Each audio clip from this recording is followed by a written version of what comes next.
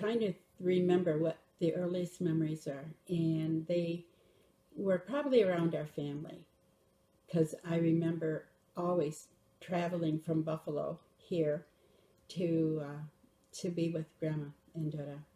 And I can't think of one without the other, but they were always side by side and worked together.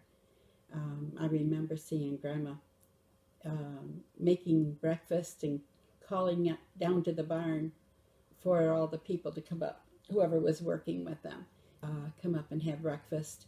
And then so you get that cleaned off and then be working on lunch. And her house was always spotless with flowers, plants everywhere. And I also remember her quilting bees.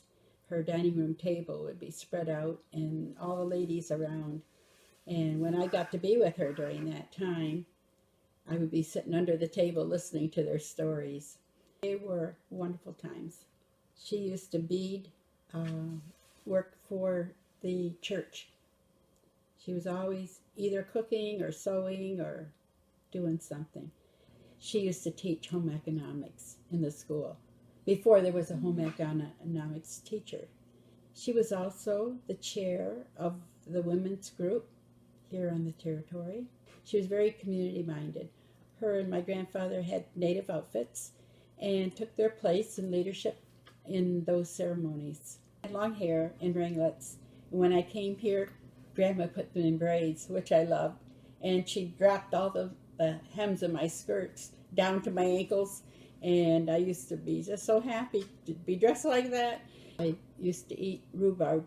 She showed me how to strip that flat piece off and then put salt on it and eat it. Holidays were the best times because everybody came to Grandma's.